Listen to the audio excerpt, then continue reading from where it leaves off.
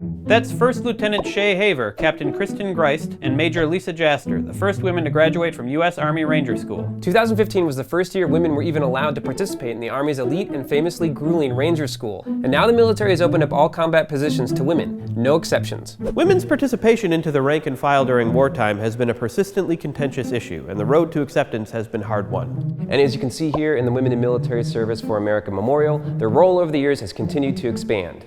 A lot of this can be traced back to the Civil War, where women were able to achieve a standard of independence and empowerment unlike any previous time in American history.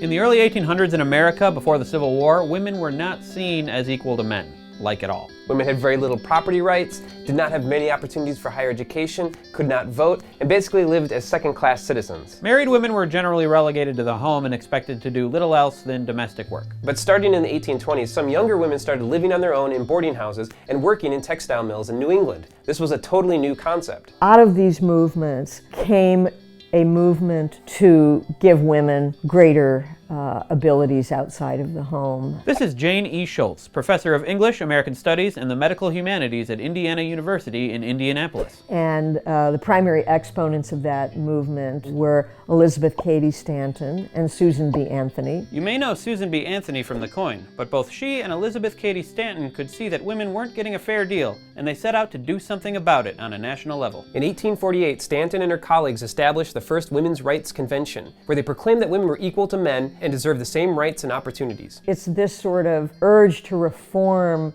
the construction of gender in the mid-19th century that I think really helps jumpstart women's work during the Civil War. The Civil War was the first time that the women's rights movement of the 1800s got to put the reforms they were working on into practice on a large scale.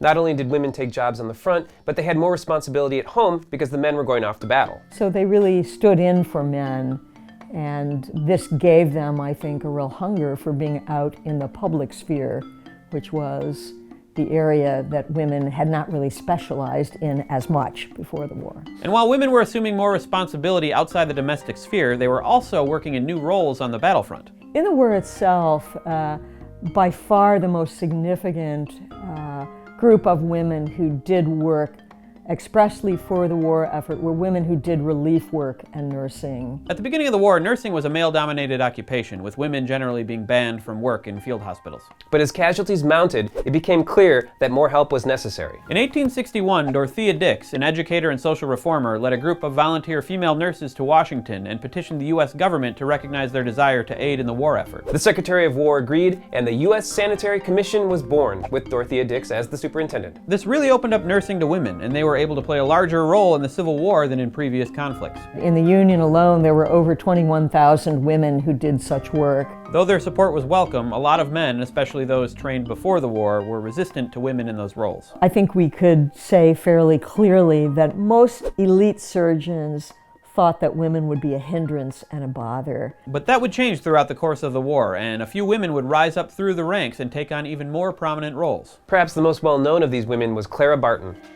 Of course, many people know the name of Clara Barton. She was an immensely hard worker, very disciplined person. She was a school teacher before the war. When the war broke out, Clara Barton was one of the first volunteers to care for wounded soldiers. However, Clara Barton did not want to become a nurse in the way that other women during the Civil War became nurses. She wanted to kind of do things on her own. She thought the system of sending aid through the War Department and the U.S. Sanitary Commission was too inefficient, so she decided to cut out the middlemen. And so she began to stockpile supplies in Washington, D.C., and hired some Teamsters, people who drove wagons. Our current truck driver, they were called Teamsters, and asked them, when she learned of a battle on hand, to come with her and take her supplies to those soldiers. In August of 1862, she gained permission from Quartermaster Daniel Rucker to bring her operation to the front lines. Risking her life to bring supplies and support to the troops, she became known as the Angel of the Battlefield. And in the years following the war, Clara Barton continued to show her compassion for the wounded and became the founding president of the American Red Cross. But women also fought in the war. There were over 400 documented cases of women joining the army and fighting on the front lines. Some women went to war to be with their loved ones. Others were seeking adventure or a paycheck, but many just wanted the opportunity to defend their country, like the men were doing. But women were by law not allowed to join the army. so they had to resort to other methods to slip through the recruitment process.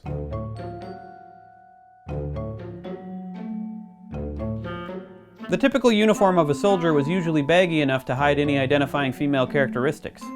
And women often took it a step further, adopting many habits associated with men, like smoking, gambling, and swearing. One famous case was Jenny Hodgers, aka Albert Cashier. She enlisted in the 95th Illinois Infantry and fought in over 40 battles.